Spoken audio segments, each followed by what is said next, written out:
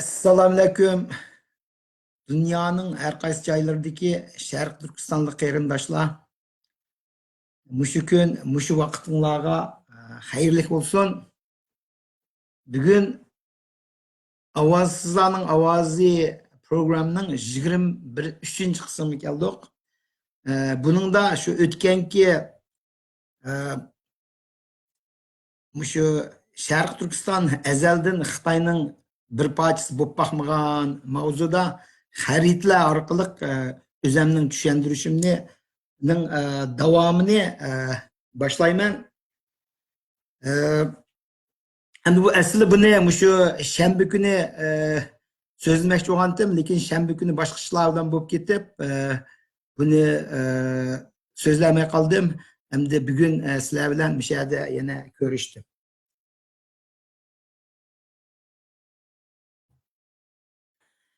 O'tganda men shuni deb o'tgandim, shu Tang sulolasidan keyin, ya'ni shu 755-yili shu Anlushan degan shu Saudi generali Chang'anda shu Xitoy qarta qo'zg'olon ko'targandan keyin shu Xitoyninki Sharq Turkiston tarafdagi ta'sirining shu yo'qolib ketishiga sababchi bo'ldi. Shuningdan boshlab Xitoyninki shu Sharq Turkiston zimini, ya'ni O'rta Osiyo ziminiga hech qanday ta'sir bo'lmay shu o'z nimiga qaytib ketgan. Endi bugun shu Mongol imperiya, ya'ni shu Mongoliya imperiya degan shu Xitoy tarixida nihoyatda bir cho'ng davr surgan bir shu imperiya. Buni endi Xitoylar Yuan imperiyasi deb ataydi. Amaliyotda bu Mongol imperiya. Mongol imperiya 1216-yildan boshlab 1368-yilda, ya'ni 1162 yil davom surgan. Bugungi to'xtalmoqchi bo'lgan mazmunda shu Chingizxon 1167-yil tug'ilib 1227-yili vafot bo'lgan. U asli tug'ilgandagi ismi, tug'ilgan vaqtdagi ismi Temujin'di.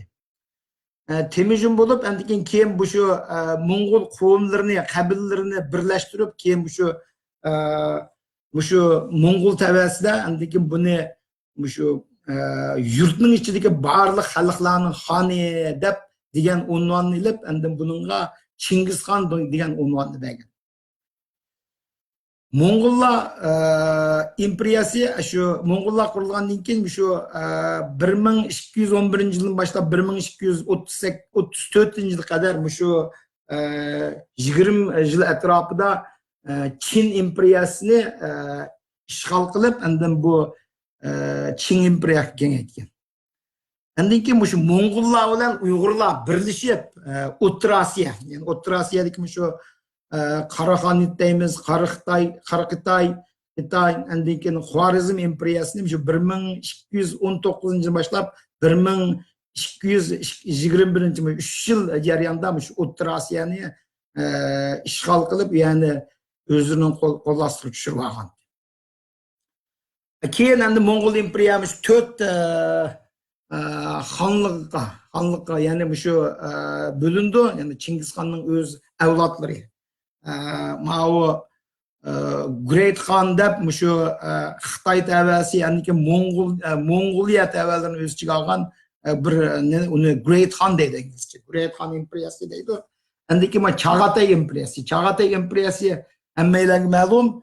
Bu shu Sharq Turkiston, endi O'rta Osiyo, Turkiston deb Sharq Turkiston va G'arb Turkistonlarni o'z ichiga olgan, endi Xorazm deymiz. Shu hozir O'zbekiston, Qirg'iziston shu atrofdagi shu O'rta Osiyolarni o'z ichiga olib bo'lganda bu Chag'atay imperiyasi deb ataladi. Endi Golden Horde deganimiz Rossiya taraf, endi Rossiyadan shu Yevropa taraflarga kelgan bu zaminlarni endi Golden Horde bo'ldi. Endi Ilxon deganimiz birdan turib xaritada ko'rsatma. U ham asosan musulmon davlatlarini boshqaradigan bir qanday. Bular endi 1227-yildan boshlab shundaq bölünüşke başlagan bularning xaritlarini ko'rsatib, yana biraz to'xtalman. Moğollar yani şu Uygur hem başka Türk şu kabileler bilen birlikten 1237 yılı Moskova'nı işgal kıldı. 1241 yılı Polşa bilen Hungariyani işgal kıldı. Andikin hatta keyin Bağdat yani 1258 yılı Bağdat'ını mı işgal kılıp andikin bu bir şu Avrupa taraf andikin nimalarni mı öz ichiga olgan öz tabasiga olgan bo'ldi. Bu yerda yana bir narsa bor, bu yerda eng muhim narsa. Abay men deb o'tdim, Uyg'urlar shu Mo'ng'ullar bilan birlashib shu Mo'ng'ul imperiyasini qurgan. Bu tarixda nurg'un tarix materiallarda buni bayon qilgan. Bo'libmi eng muhim yer nima deganda shu Uyg'ur yiziqi shu vaqtida şu Moğollarninki ofisial yani şu Moğol imperiyanınki yiziq bo'lib qabul qilgan. Çünkü Çingiz Han o'zi xat tonimaydi, xat yozamaydi. Yani Moğollarni Uyg'urlarga qaraganda u vaqtlarda biroz taraqqiylanmagan qavm bo'lgandan keyin Uyg'urlar aksincha nihoyatda yerlashgan, ham tarixchilar bilan shug'ullangan millat bo'lgandan keyin Uyg'urlarga bu şu meyli şu mezgildeki medeniyet cihetten bolsun, til yiziq cihetten bolsun, fen texnika hatta nurgun taraflarda Uyg'urlarga ait ilgar millet. Ilgar millet olgandan keyin şunu Uyg'urlarning yiziqini qabul qilib, şu Moğol imperiya davrida Uyg'ur yiziqini. Andan keyin Uyg'urlar shu vaqtlarda şu Moğol courtninki, Moğol şu xonligininki shu yuqori amaldorlari bo'lib Mo'ng'ullar bilan birlikda shu imperiyaga xizmat ishlagan. Yana bir nuqta to'xtalma deganda shu Mo'ng'ul armiyaninki hamda mutlaq ko'p qismi amaliyotda shu turk qabilalar bilan shu Uyg'urlarni tarkib topgan. Bunu mu bir yerde biraz bayan kıldım. Şimdi meyada sizler görüp durgan manam, yana ötkende men körsatgan nima dünyanın tarihi degan kitapta ilingan bir harita. Bu yerda şu Moğol imperiyanın şu mezgilde territoriyani bu yerda iniq ko'rsatib o'tdi. Men bu yerda sizlarga biraz bir qancha narsalarni sizlarga deb o'tay bu yerda. Undan keyin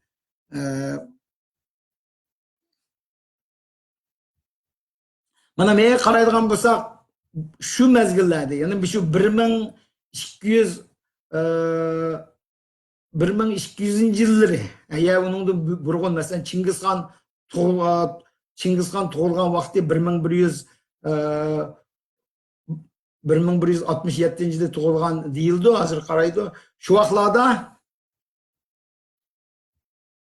vaqtlarda mana ma'u Çingiz Han'ninki şu 9 yaş vaqtida deyman, 9 yaş vaqtida buninki şu dadısı o'z vaqtida bir qabilning beshgandoq, o qabilning beshandikin yana bir qabil tarafdan o'ltirilgandan Çingiz Han shu vaqtlarda andin bu şu yaş vaqtida nihoyatda jiq japalan tortib ketdi. Shu ailesi bilan şu qechib yurib, keyin hatta şu hozirgi ishki Mo'ng'oliya taraflar qechib berib, ashada bir qancha yil jafo tortib, keyin andikin qaytib berib, andikin şu o'zining qabilasi qaytadan şu bosh bo'lib, boshqa qabillarni tutib, andikin şu tarafda yashaydigan, mana shu taraf yashaydigan masalan Oyrots deymiz, Merkit deymiz, Kerayt deymiz, Nayman deymiz.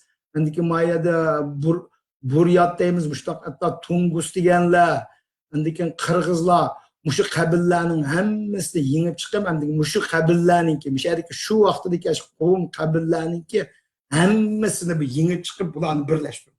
Shu birlashtirish jarayonida nurg'un vahshiy qirg'inchiliklarni yurgizdi.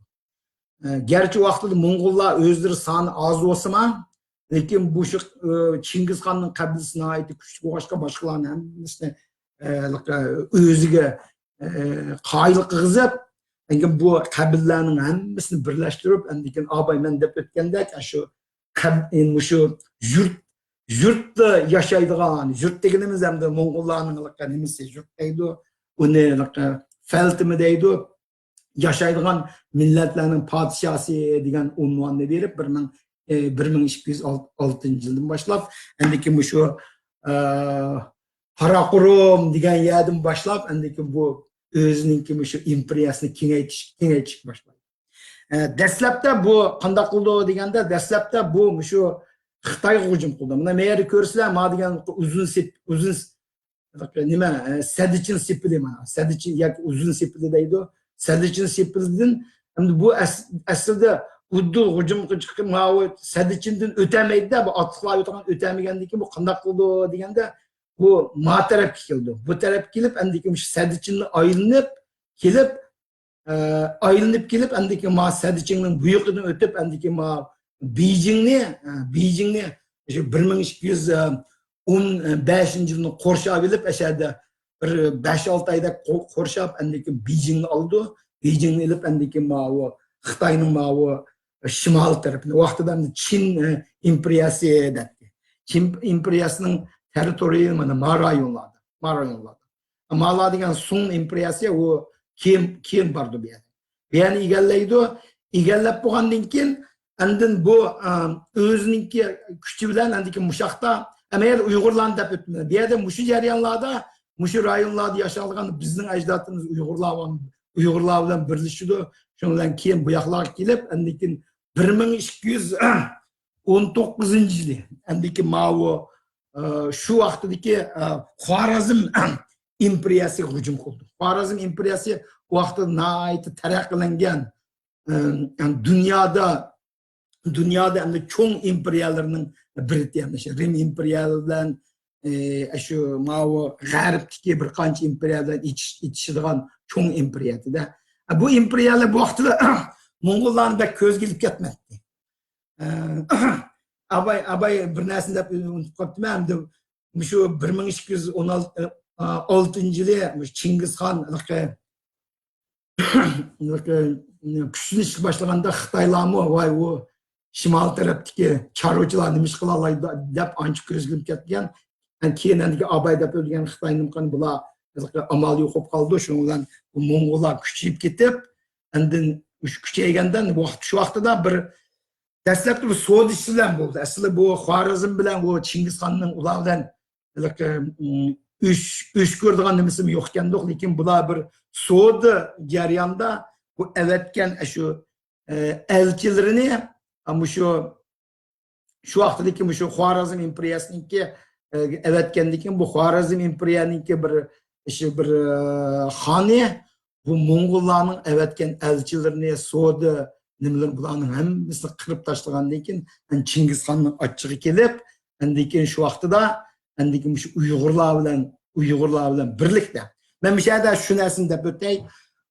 Bazı tarih kitaplarda şu Moğollar bilan Uyg'urlarning askarlarning sonini 150 ming deb deydi, ba'zilarda 200 ming deydi. Hem bu 150 ming olamda, 200 ming olamda bularninki 20'deki Uyg'urlar. Qolganlari endi şu şimal taraftaki Moğol qavmlaridan tartib olgan askarlar. Bularning harbiylari shu mezgil nihoyat kuchayib ketdi. Endi bu Çingiz Xon shu vaqtida Yasar deymi, Yasar degan bir qonunni chiqargandan keyin endiki o'zininki shu qo'shinlarini nihoyat qattiq tarbiyalaydi. O'nliq deydi. O'nliq deganimiz nima deganda, masalan, bu her bir eng kichik atritining soni 10 bo'ldi. Uningdan keyin 100 bo'ldi, uningdan yuqorisi 1000 bo'ldi. Shunaqa shaklni bu nihoyat muntizam. Hem bularda hem de at, o'qya, endiki şu mezgildeki ba'zi bir zamonaviy qurollar bo'lgandan keyin bular boshqa shu masalan tarixchilar shug'ullanadigan boshqa millatlarga oid oson ingan. Endi Şu o vaqtdagi bir at degan xuddi hozirgi bir tankdekla ega nim qildi. Endi o vaqtdagi atlar şu bu Moğollarning atlari nihoyat yaxshi bo'lgandan keyin bu uzun yuguralaydi, chidamchanlik shundoq bo'lgandan keyin bular boshqa şu vaqtdagi shu xonlarni nihoyat osonlik bilan yengib mangan, supurib mangan deb asahım bo'ldi. Mana bu yerda ko'rsizlar, bir yasini bu jo'g'rafiyalikning bir o'rni bu yerda deb. Mana bu Mongoliyaning hamda bu rayoni biroz qurg'oqchilik, andikin yuqori tarafi tog', to'lan tarafi tog', endi ma o'ttirdikilar bir yayloqlar. Mongollar endi asosan chorvachilik bilan shug'ullangan millat bo'lgandan keyin shu qishda toqqa chiqib ketib, yozaroq bo'lganda to'langa tushib, ashtaq qilib shu rayonlarda o'zlarining shu mollarini, yurtlarni u yoqqa yetkazib yashaydigan xalq bo'lgandan keyin shu rayon ularga nisbatan jo'grafiyalik rayoni bu ma'u g'arbga ma'u sharq tarafga hujum qilishga oid. Chunki bu yerlar asosan tuzlan bo'ldi. Atlarni choptirib mangadigan oid tez hücum qilishdim nihoyat tez bo'ldi. Shuni bilan bu yerda yana bir deb o'taylik. Mishada ma'u Qaraqo'rim degan yerdan boshlab mishlar mana asosan tuzlanlar oldu. Mega kelgandan keyin bizning Altay tog'lari, azroq tog'lar bor, lekin tog'larning orasida mushtoq atlarni choptirib mangadigan ma'u tuzlan rayonlar. Endi gerçi nimesi deniz egizlikten biraz yukarı olsa lekin asasen tuzlan şu nim qilish qilmagan. Shuning uchun bu yo'llardan tam shu Qarakitay imperiya endiki meyada ma'u Aral dengizi, Kaspiyan dengizi deganlardan hammasi bularga nisbatan shu tuz yo'l deb gapda. Shuning uchun bular hujum qilibman. Abay mer to'xtaldim, Xovarizm imperiyasi bir egilib olgan ekan, O'rta Osiyoni surto'qay qilib, bu yerda shu nihoyat cho'ng zarbalar bilan bu yerdagi yerlik shu imperiyalarga nihoyat qattiq ta'sir qildi. Ba'zi shaharlarda, masalan shu Qo'jandi degan shahar, Qo'jandi degan shu vaqtda Xovarizm imperiyasining poytaxti. Toshkent shu vaqtlarda bir cho'ng shaharlar, andiki mishada yana bir qancha Merv deydi, Bax deydi, shundoq Samarqand shaharlar degan hammasi shu dunyoda Buxoro mana Merv degan yerlar. Bular degan shu butun dunyoda atoqli dunyo bo'yicha cho'ng shaharlar, nihoyat taraqqiyotlangan yashar. Lekin bu shaharlarning hammasini shu Mo'ng'ul imperiyasi qilib surtoqay qilib shu ba'zi shaharlarda 100 mingdek inson, ba'zi 200 ming ashtaq nimalarni qirib, o'ltirib shu orqali o'zlarining hukmini shu yerda hukmronligini shu yerda hukmronligini surib shu yerlarni o'rtaydi. Mana bu yerda yana bir shahar bor, O'tirar degan shahar nihoyat dongli tarixiy shahar. Ularning shu mishadik shaharlarning hammasini shu qattiq nim qo'ydi. Endi Uyg'urlar vaqtida islom diniga kirmagan mazgil. Lekin islom diniga balduroq kirgan yerlar nada deganda Qashqa taraflar, lekin ma'u nima taraflarga O'zbekiston, Qirg'izistonga yaqin yerlar masalan balduroq nima kirgan, Xotan yo'q bular keyinroq kirdi. Uyg'urlar asosan shu nima islom diniga kirmagan vaqtlari buddizm, shamanizm degandek ashtaq dinlar bilan bo'lgan shunga Mo'ng'ullar bilan osonlikcha birlashib ketgan. Bu bo'ldi. Endi mayada shuni deb o'tay, Mo'ng'ullar shu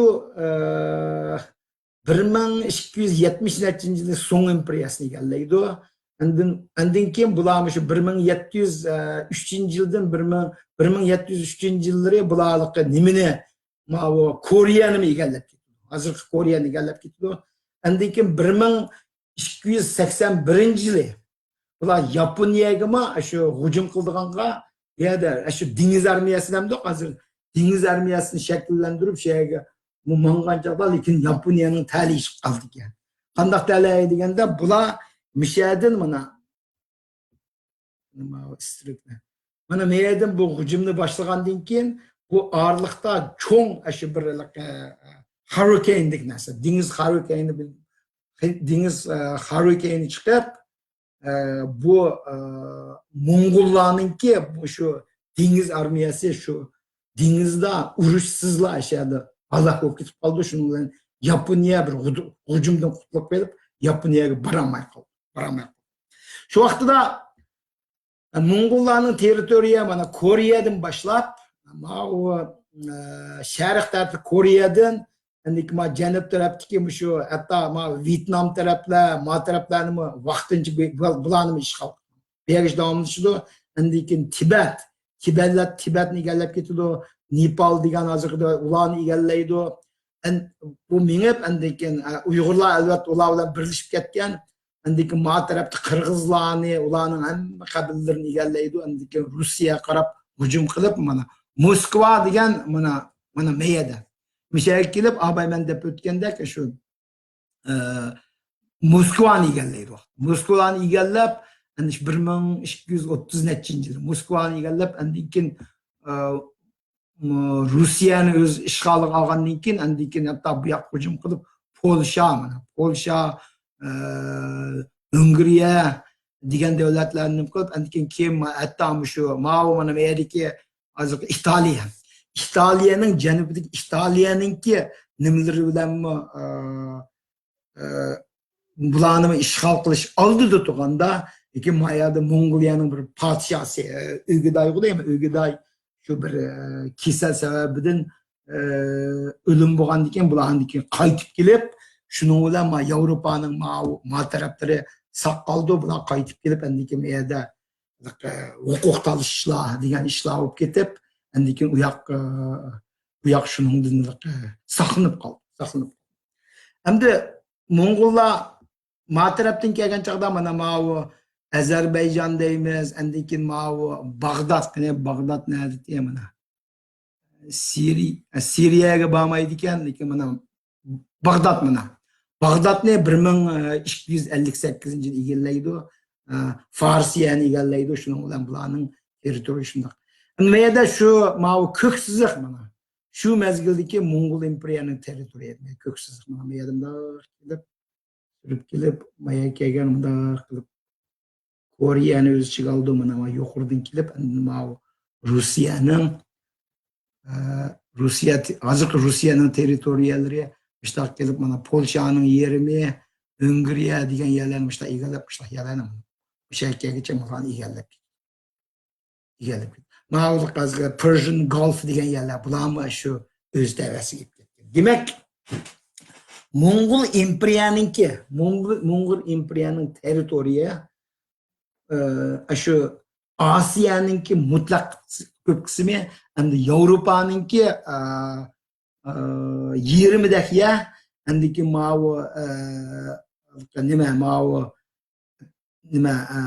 Parsiya deymiz, endikin shu o'z vaqtidagi shu Arabiston taraflar mushlarning hammasini o'z ichiga bo'lib, shu dunyo tarixida eng buyuk, eng cho'ng bir imperiya bo'lib shu davom surgan. 160 yillik davom surgan. Bu shu vaqtdagi ahvollar. Mayada bir narsani deb o'taylik. Endi keyin qanday bo'ldi deganda, bu Mong'oliyaning keyin ojizsizgan tavib qanday Mong'oliya shu mingishi bilan to'saqsiz egallab mingish jarayonida keyin endiki Siriya mishalga kelganda Mamluq imperiyasi, Mamluq imperiyasininki bir bu shu 1300-yil deyman shu vaqtlarda 1260-yildir deymiz shu vaqtida bu endiki Mamluqninki shu qo'shini bu Mo'ng'ullarninki qo'shinni yengib chiqib, endi Mo'ng'ullar bu yemirilishga boshlaydi. Yemirilishning sababi faqat u Mamluqlarni ular tutganlikdan emas, chunki bularning territoriyasi kengayib ketgandan keyin bu Chingizxon o'zi 1227-yili vafot bo'lib ketgandan keyin endi bu o'zininki shu imperiyani 4 o'g'liga bo'lib berdi. O'g'liga bo'lib bergandan keyin shundaqdimi Endi keyin o'z ichidagi shu imperiya ichidan har xil to'qinishlar bo'lib, endi bularning kuchi ojizlanib shu 1360 nechinchini boshlab bular ojiz boshlab shu yemirlashga boshladi. Bu xarid to'g'riliq shunchalik so'zlab o'tay. Lekin birdan agar unutilib qolgan biz qaytib qolsam bo'ldi. Bu yerda shu Abay deb o'tgandek shu Mo'ng'ul imperiyasi shu Chingizxon o'lgandan keyin endi shu 4ga bo'lindi. 4ga bo'lingan nima deganda Mao Great Khan deydi. Great Khan degani shu Qaraqo'rim degan ya'ni poytaxt qilgan, endi Xitoyninki shu hozirgi Xitoyninki mutlaq ko'p qismini egallagan, endi keyin Tibetni egallagan shu rayonlarni endi shu Chingizxonning o'g'li o'zi cho'ng o'g'li o'zi buni boshqurgan bo'lib shunun qoldi. Endi mana Chag'atay imperiyasi endi biz hammamizga ma'lum, bu shu bizning Sharq Turkistonni o'z ichiga olgan, endi keyin G'arb Turkistonninki bir qismini o'z ichiga olgan shundoq bir cho'ng nimalik. Masalan, bu yerda Balasog'un degan shahar ko'rinib turdi, Beshbaliq degan shahar, Turpan, endi Buxoro, Shosh degan yerlar, bu yerda Samarqand, hozir Toshkent deganlarmi shuning ichida. Olmaliq degan Qozog'istondagi rayonlar, endi keyin Oltoy tog'lari, Irtish daryosining janub qismlari hammasi Chag'atay imperiyasi. Demak, biz shu vaqtlarda shu Chag'atay imperiyasida biz Uyg'urlar asosan Chag'atay imperiyasininki nimasi. Endi Chag'atay imperiyasi endi keyin shu mezgillarda asosan shu islom diniga e'tiqod qiladigan bo'lib ketdi. Shuning bilan Chag'atay imperiyasi bir musulmon xonadonligi bo'lib mangdi. Endi Maya kelgan chog'da bu Golden Horde deydi. Golden Horde degani Rossiyaning, endi keyin shu Kaspiyan dengizininki yuqori taraflari, Qor dengizining yuqori taraflari mishalarni olgan. Bular o'zlarininki asosan xristian dinini saqlab qoldi.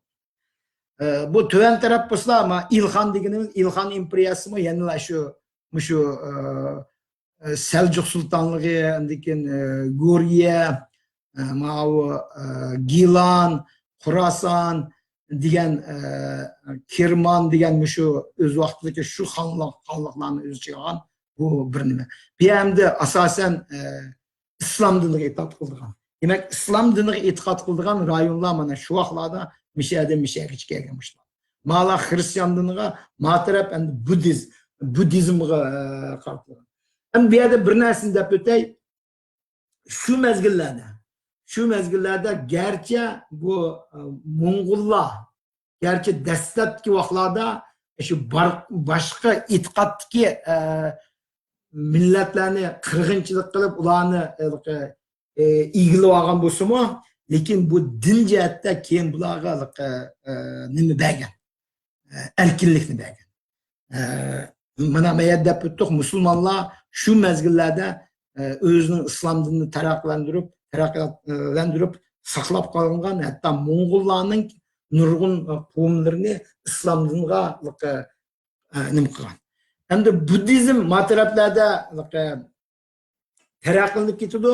Umuman Mo'ng'ul imperiyaninki ta'siridan bo'lgan. Chunki asli buddizm degan nihoyat ojizdi. Faqat Tibet taraflarda, endi Xitoyninki ma'lum qismlarida, lekin Mo'ng'ul imperiya bo'lib, Qubilay Xon shu vaqtda buddizmni o'zi e'tiqod qilgan bo'lib, shuning bilan buddizmni shu Xitoyda keng doirada tarqatgan bo'ldi, kuchaytgan bo'ldi. Ma taraflar Abay deb o'tdim, xristian dinini saqlab.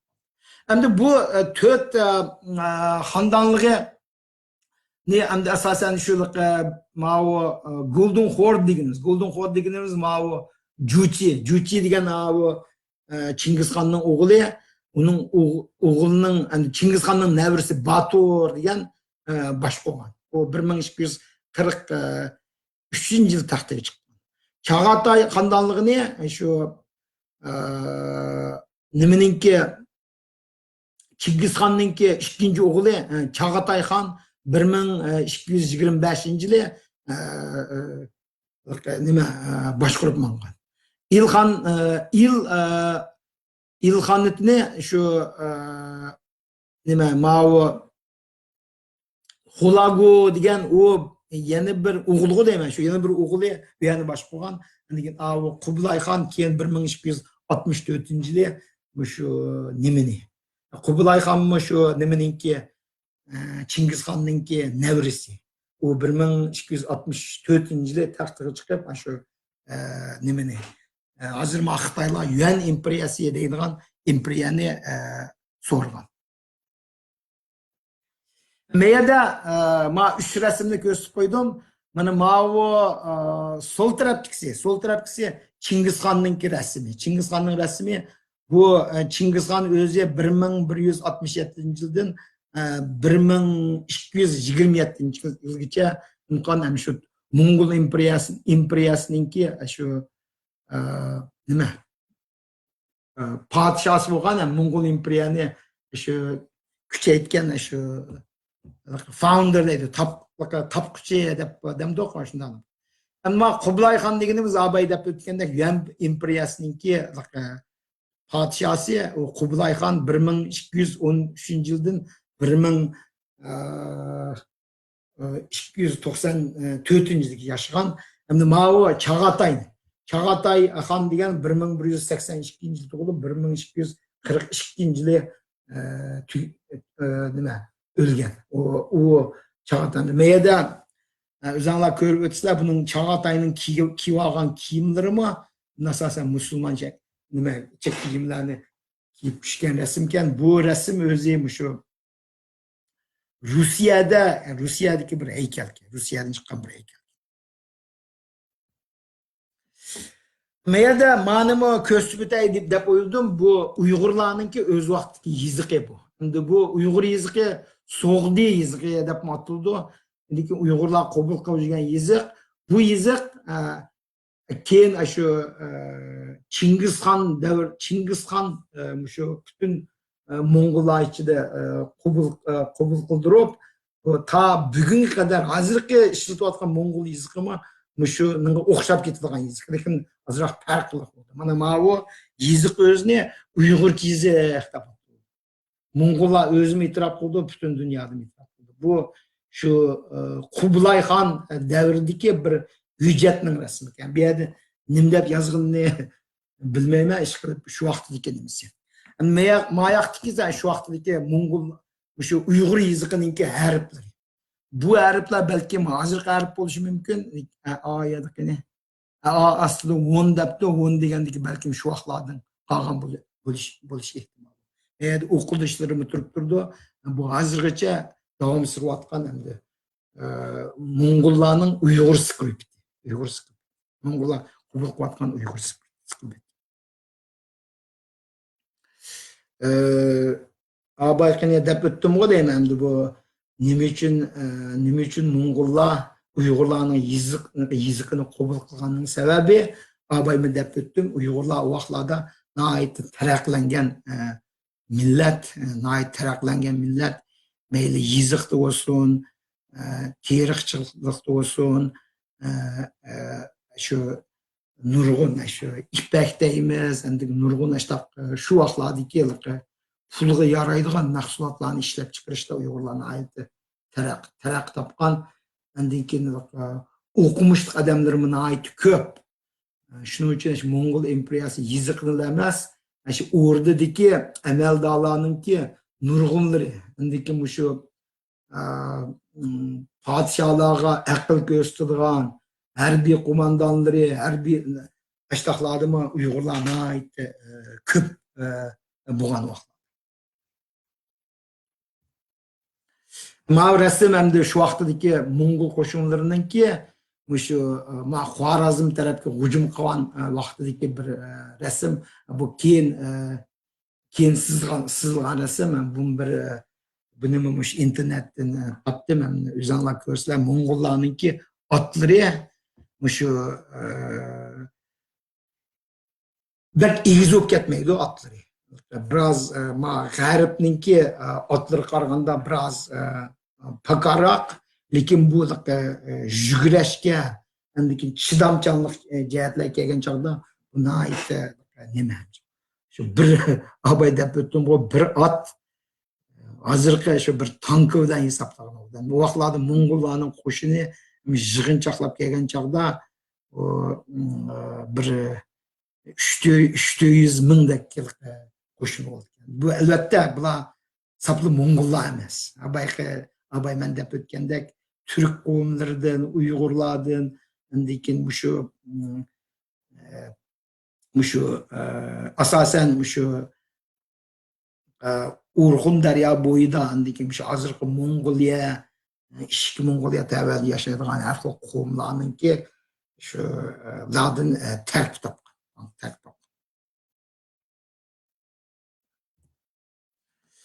Meyada bir qancha xaritlar bor ekan, bu xaritlar asosan o'xshab ketadigan mazmunni tushuntirdi. Ham faqat o'xshamagan xaritlarni mega yig'inchoqlab qo'ydim. Keyin bularni chiqarib qo'ymay, o'zinglar ko'rib olsanglar bo'ldi. Ma'lum yana bir xarita. Bu xaritada shu Mo'ng'ullarninki shu Qaraqurum degan poytaxtidan shu hujum qilish shu yo'llarini ko'rsatgan. Abayga o'xshab. Buni ko'rsatishga maqsad hamda ma'u xarit o'zi biraz nimalarni ranglar orqali biraz tafsilroq ko'rmoqni bo'lgan. Meyadiki ma'u ulanmasga urdigan bo'lsanglar, shu mezgildagi tarix to'g'riliqma biraz ixcham javob berdi. Shuni ko'rishinglar. Ma Xitoychada o'zinglar ko'ryapsiz. Xitoychada yozilganim mana bu Tayvan tarafdan chiqargan xarita. Bu yerda o'zinglar ko'rsizlar, bu shu vaqtlardagi shu o'xshamagan imperiya, o'xshamagan xonliklarninki chegaralarini ko'rsatgan. Masalan, Meya bo'lsa, mana Tufan deydi, shu nimaninki, ma'u Tibet hozirgi. Meyani Chag'atay Xango deydi, Chag'atay imperiyasi. Ma'larni hamda o'zlari bilgan sifatlarni qo'yib qo'yib hozir tarqima İlhan imperiyasi mana mush davrni ko'rsatgan. Buning ham qisqacha to'xtab o'tib ketay. Meyada hamda so'zimning oxirida men mishada bir ikki kitobni sizlarga tavsiya qilaman. Shu Mo'ng'ul imperiyaning tarixi to'g'risida nurg'un kitoblar bor. Meyada men ikki kitobni sizlarga ko'rsatishni to'g'ri ko'rdim. Chunki bu ikki kitob menda bor. Men o'qib chiqqan. Birisi shu nima steps nima deymiz? Yayloqdagi imperiya degan gap. Yayloqdagi imperiya, O'rta Osiyoning tarixi degan kitob. Bu shu mezgildagi O'rta Osiyoning tarixini nihoyat tafsiliy tushuntirib o'tgan bir 600 betlik bir kitob. Buni Rene Grosset yozgan bir tarixiy kitob. Buningda shu Mo'ng'ul imperiyalar emas, O'rta Osiyoning tarixini nihoyat inchga bayon qilib o'tgan. Bu yerda maxsus bir bobda shu Mo'ng'ul imperiyaninki O'rta Osiyoga hujum qilishi, O'rta Osiyoni qanday ishg'ol qilgan tarixini nihoyat tafsiliy tushuntirib o'tdi. Bu kitobni ma'u ulanma qarab baxsam, nimadan Amazondan setib oldi ekan. Google orqali izlasanglar chiqadi. Hozirgi bahosi biroz qimmat chiqib qolibdi. Men o'z vaqtida 10 necha dollarga olgandim. Hozir 40 necha dollarga setib olgan bo'ldi ekan. Men bu kitobni tavsiya qilaman, chunki bu kitob deb o'tdim, nihoyat yaxshi kitob. Shu bo'libmi bizning tariximiz, O'rta Osiyo tarixini bilmoqchi bo'lsanglar, bu kitobni bilim qilsanglar. Endi ma'u kitob bor. Bu kitob biroz koni kitob, ham buningki kitob o'zini setib bo'lmaydi ekan, lekin shu PDF nusxasini to'rlardan kögünü buldukken pul tölemdi yok. Belki pul töleş mümkün. Yakımızı tızını koyupla kösanlar buldu. Bu emdilik nima şu Storm Across Asia deydi. Bu Mongol imperiyatının Çingiz Han qandaq qilib o'zining imperiyasini kengaytganlik to'g'risida tarixini shu rasmlar orqali tafsiliy tushundirgan. Bu yerda Uyg'urlarni obdan tasvirlab chiqiladi. Chunki bu tarix. Ama andab unutib qolib, ma'noda baş Uyg'urlarning shu vaqtdagi o'ynagan rolini iniq, inchga tasvirlab chiqdi. Bu kitobni men tasvirlayman. Şimdi ben sizlerge ma kitapını bir ulap bakaydı ya qanday. Mişe nimisi ulursanlar mana men yerda chiqdi bu kitap bakya mana. Agar e-book deganimiz to'g'rilikda nima orqali elektronlik kopiyasini oladigan bo'lsanglar mana men yerda 21 dollarga evag'ini bo'ldi ekan. Bu yerda men yerda tushuntirish turibdi mana. Bu dastlabda fransuzcha ishlagan ekan 1939-yilda. Fransuzcha bildiganlar fransuzcha surishtirib baxsanglar bo'ldi, bu teplish mumkin. Keyin 1970-yili buni inglizcha tarjima qilingan ekan. Bu endi klassik kitob deb hisoblandi bu nima. Men yerda baho beruvchilarni ko'rsam, mana baho beruvchilar buni 5 yulduzlikni nimani beribdi, mana yaxshi baho bergan. Men yerda ba'zi bir nimalarni ko'rib olaysiz. Buningda nurg'un xaritalar, shu xaritalar bor. Bu xaritalar shu 1933-yilda 39-yilda yozilgan xaritalar boshqa hozir xaritalarga o'xshamaydi. O'z vaqtidagi aynan ismlari, ularning hammasini bergan. Abay men 600 necha bet degandim, 687 betlik kitob. Men shuni yana shuni tavsiya qilaman, bu kitobni sotib Chunki bu borgan siri bahosi o'rlashga boshlaydi. Chunki O'rta Osiyo, jumladan Sharq Turkiston Sharq Turkiston masalasi hozir dunyoga biroz to'nilishga boshlaydi. Bunday kitoblarni borgan siri qimmatlashadi.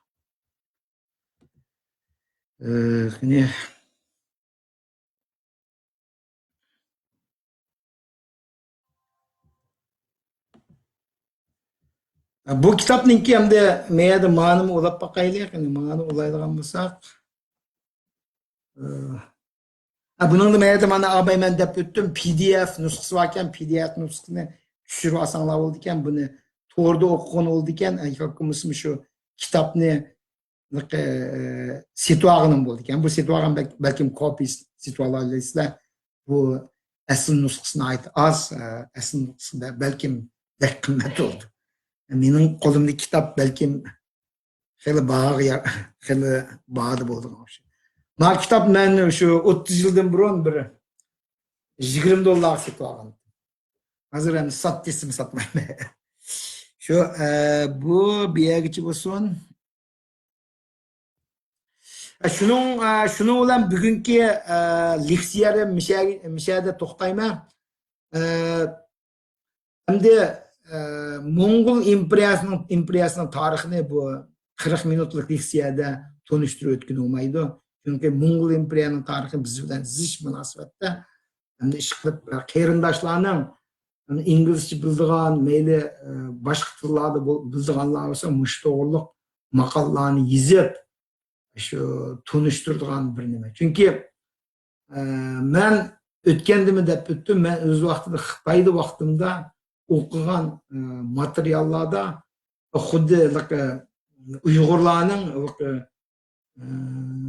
Uyg'urlarni bu Mongol imperiya davrida unchalik nima deb qarab ketmadi. Lekin endi bu bara tarixlarni o'qigan siri bilyapman. Uyg'urlar Mongol imperiyaning qurilishida jumladan Xitoyning hozirgi zaminning kengayishida Uyg'urlar cho'ng rol o'ynagan. U bir. Endi yana bir nima bu yerda demoqchi o'g'inim shu Mongol imperiya davrida Xitoylar bizga hech qanday ta'sir ko'rsatdi. Hech qanday ta'sir ko'rsatdi. Abay deb o'tdim, 755-yil boshlab Xitoylar Sharq Turkiston tarafga hech qanday ta'sir ko'rsatmagan. Mo'ng'ul imperiya davrida cho'ng ta'sir ko'rsatmagan. Azroq ta'sir bo'lgan, lekin cho'ng ta'sir. Bir tilg'i og'idek ta'sir ko'rsatmagan. Chunki abay deb o'tdim-ku. Yuan imperiyasi va Chag'atay imperiya, Mayaqi imperiya bilan hech qanday munosabat yo'q. Xitoylar bu tarafga putilmi desam. Bu qandoq bo'ldi deganda, shu Mo'ng'ul imperiya yemirilgandan keyin ma Sharq Turkiston taraflar endi o'z oldiga bir ayrim bir zimin bo'lib ta 1760-yili Man imperiyasi kengayib bizga besib kirganligiga qadar Mo'ng'ul Xitoylar u tarafda put desab. Shuning uchun bu davrda Xitoyning ta'siri yo'q degan xulosani chiqadi.